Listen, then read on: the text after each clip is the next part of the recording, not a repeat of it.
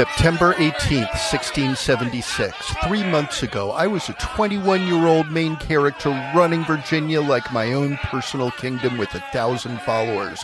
Now I'm dying of dysentery, fearing for my life, and realizing that my rebellion against the colonial government was low-key unhinged. My name is Nathaniel Bacon, and this is the AP US History My Story podcast.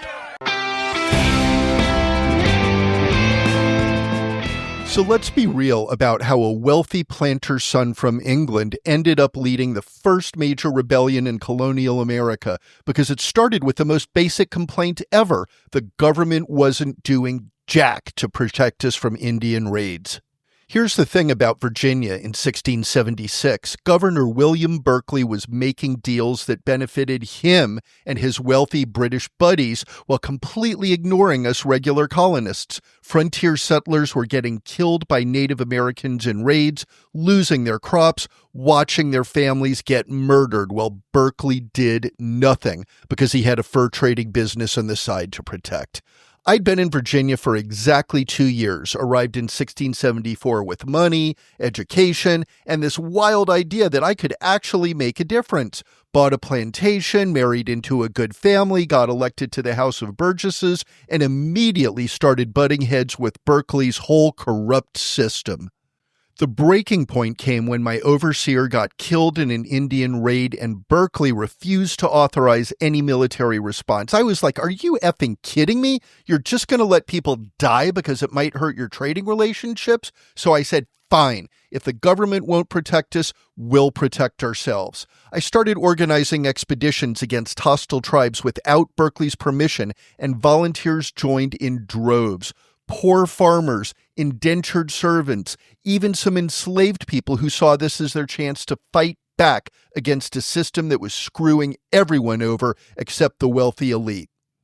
What started as frontier defense turned into a full-scale rebellion against the entire colonial government. Because once you start questioning why the governor won't protect you from Indian raids, you start questioning why he's collecting taxes without providing services, why he's giving all the good land grants to his friends, why regular colonists have no say in how they're governed. By the summer of 1676, I had over 1,000 followers taking over government buildings, basically running a parallel government. I issued this thing called the Declaration of the People that was a preview of what colonists would be saying about King George 100 years later.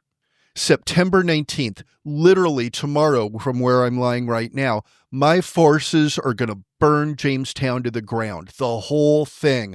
Government buildings, houses, everything. But that's also when everything started falling apart, because once we'd made our point by burning the Capitol, nobody could agree on what to do next. The really crazy thing about my rebellion is that it was basically a preview of every major conflict that would define American history for the next 100 years. Class warfare, racial tensions, frontier versus coastal, and of course taxation without representation. It all kind of started here. After my rebellion got crushed, spoiler alert, I die tomorrow, and Berkeley executes most of my followers, the Virginia elite offered privileges to poor whites that weren't available to enslaved people, basically buying the whites off with horrific racism. The other thing my rebellion showed was how quickly colonial governments lose legitimacy when they stop serving people's basic needs. Berkeley had been governor for decades, but the moment he couldn't provide security, his whole authority collapsed almost overnight. That's a pattern you'll see again with King George and the American Revolution. The difference is that my rebellion happened 100 years way too early, before colonists had developed the political infrastructure to replace what they were tearing down. So, tomorrow, I'll be dead from dysentery, which is not the heroic ending I was going for. My rebellion was messy, violent, and unsuccessful. But sometimes you need the failed revolutions to show people that revolution is actually a thing. Sometimes the crazy guy who burns down the Capitol is just clearing the ground for the smart guys who build something better.